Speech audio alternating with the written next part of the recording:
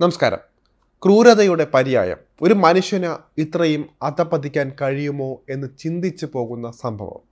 സ്വന്തം ഭാര്യയെ 4 തവണ കുത്തിക്കൊലപ്പെടുത്തിയ ഈ നീചന്റെ പേര് നിക്കോളാസ് മെഡ്സൺ എന്നാണ്. പ്രായം വെറും 28 വയസ്സ്.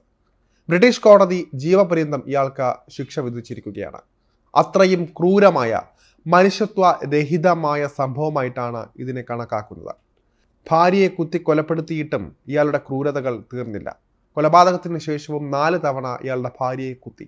ഇതിനുശേഷം 224 കഷണങ്ങളായി വെട്ടിനുറുക്കി ഒരു പ്ലാസ്റ്റിക് ബാഗിലാക്കി നദീതീരത്ത് ഉപേക്ഷിക്കുകയായിരുന്നു.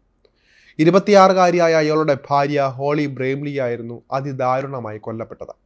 ഒപ്പം ബ്രേംലിയുടെ വളർത്തുനായെയും ഇയാൾ ദാരുണമായി കൊലപ്പെടുത്തുകയായിരുന്നു. വാഷിംഗ് മെഷീനിലിട്ടും മിക്സിയിലിട്ടുമൊക്കെയാണ് വളർത്തുനായയെ കൊന്നത്. കോടതി ഈ കൊലപാതകത്തെ ഗുരുതരമായിട്ടാണ് കണ്ട ശിക്ഷ നൽകിയിരിക്കുന്നത്. ചുരുങ്ങിയത് 19 വർഷവും 316 ദിവസങ്ങളും ജയിലിൽ കഴിഞ്ഞാൽ മാത്രമേ ഇയാൾക്ക് പരോൾ പോലും ലഭിക്കുന്നതിനുള്ള സാധ്യതയുള്ളൂ. 16 മാസം മാത്രം നീണ്ട ദാമ്പത്യം പൊട്ടിത്തെറിയിൽ എത്തിയതിനെ തുടർന്ന് കലഹങ്ങൾ ഇവർക്കിടയിൽ പതിവായിരുന്നു.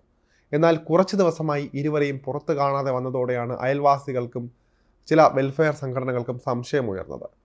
ഇതോടെയാണ് ബ്രേംലിയുടെ കാര്യത്തിൽ ആശങ്ക ഉയർന്നത്. തുടർന്ന് ഇവർ പോലീസിനെ അറിയിക്കുകയായിരുന്നു. അന്വേഷിക്കാനെത്തിയ പോലീസിനോട് അയാൾ മോശമായിട്ടാണ് പെരുമാറിയത്. ഭാര്യ എവിടെയെന്ന ചോദ്യത്തിന് കട്ടിലിനടിയിൽ ഒളിച്ചിരിക്കുകയായിരിക്കുമെന്നായിരുന്നു അത്രേ മെഡ്സൺ തമാശയായി ഇവരോട് പറഞ്ഞത്. 2023 മാർച്ചിലായിരുന്നു ഇയാൾ ഭാര്യയെയും അവരുടെ വളർത്തുനായെയും അതിക്രൂരമായി കൊലപ്പെടുത്തിയത്. കൃത്യമായി പറഞ്ഞാൽ 1 വർഷത്തിന് ശേഷമാണ് ഇതാൾ വിധി വന്നിരിക്കുന്നത്. വാഷിംഗ് മെഷീൻ തുറന്നു നോക്കിയ ബ്രേംലി ആയിരുന്നു പട്ടിക്കുട്ടി മരിച്ചതായി നേരത്തെ കണ്ടെത്തിയത്. കൊലപാതകത്തിലേക്ക് നയിക്കാനുണ്ടായ കാരണങ്ങൾ ഇപ്പോൾ തേടുകയാണ്. ഒരിക്കൽ വാഷിംഗ് മെഷീൻ തുറന്നു നോക്കിയപ്പോൾ ബ്രേംലി ഞെട്ടുകയായിരുന്നു. പട്ടിക്കുട്ടി അതിൽ മരിച്ചു കിടക്കുന്നതായാണ് കണ്ടെത്തിയത്. മെഷീൻ്റെ ഡ്രം അപ്പോഴും കറങ്ങിക്കൊണ്ടിരിക്കുകയായിരുന്നു അത്രേ. പിന്നീട് മിക്സിയിൽ നിന്നും ഇതുപോലെ കണ്ടെത്തുകയും ചെയ്തു. ഇത് ചോദ്യം ചെയ്തതാണ് കൊലപാതകത്തിന് കാരണമായി പറയുന്നത്.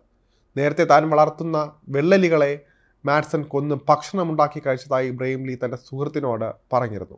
മാത്രമല്ല, ബ്രേംലി വളർത്തിയിരുന്ന മുയലിനെയും ഇത്തരത്തിൽ കൊല്ലാൻ നോക്കിയപ്പോൾ ഇവർ അവിടെ നിന്ന് രക്ഷപ്പെട്ട സഹായം അഭ്യർത്ഥിച്ച പോലീസ് സ്റ്റേഷനെ സമീപിച്ചതായും കേസുകളുണ്ട്. വിചാരണയ്ക്കിടെ ഒരിക്കൽ പോലും താൻ എന്തിനാണ് ഭാര്യയെ കൊന്നതെന്ന് മാഡ്സൺ വെളിപ്പെടുത്തിയിട്ടില്ല. എന്തിനു വേണ്ടിയായിരുന്നു കൊലപാതകം ചെയ്തതെന്ന് അവരുടെ സുഹൃത്തുക്കളും ബന്ധുക്കളും തേടുകയാണ്. ഇയാൾക്ക് മാനസിക വിഭ്രാന്തി ഉള്ളതായി സംശയമുണ്ടെങ്കിലും അതിനായി ഇതുവരെയും ചികിത്സ തേടിയിട്ടില്ല എന്നത് ദുരൂഹമായി തുടരുകയാണ്. ഓട്ടിസം ബാധിച്ചിട്ടുള്ള ആളാണെന്നാണ് ഇയാളുടെ അഭിഭാഷകൻ കോടതിയിൽ വാദിച്ചത്. എന്നാൽ ഈ വാദങ്ങളൊന്നും ഈ പ്രവൃത്തിയെ ന്യായീകരിക്കുന്നതല്ലെന്നും കോടതി നിരീക്ഷിക്കുകയായിരുന്നു. ശരീരം 224 കഷണങ്ങളായി മുറിച്ചു മാറ്റിയെന്നത് തികച്ചും ഭീകരമായ പ്രവൃത്തിയാണെന്നും കോടതി നിരീക്ഷിച്ചു. ബ്രേംലിയുടെ കഴുത്തിൽ മുറുക്കി പിടിച്ച മെഡ്സൺ 4 തവണ അവരെ കുത്തിയതായാണ് പ്രോസിക്യൂഷൻ കോടതിയിൽ വാദിച്ചത്. ഇയാളുടെ കയ്യിൽ കടിയേറ്റ പാടുണ്ടായിരുന്നു. അത് കാണിച്ച് പോലീസിനോട് താൻ ഗാർഹിക പീഡനത്തിൻ്റെ ഇരയാണെന്ന് അയാൾ അവകാശപ്പെടുകയും ചെയ്തിരുന്നു. എന്നാൽ പ്രാണരക്ഷാർത്ഥം ഇയാളിൽ നിന്ന് കുതറിമാറാൻ അല്ലെങ്കിൽ രക്ഷപ്പെടുന്നതിനുള്ള ശ്രമത്തിനിടെ ബ്രേംലി കടിച്ചതാകാമെന്ന നിഗമനത്തിലാണ് കോടതി എത്തിച്ചേർന്നത്.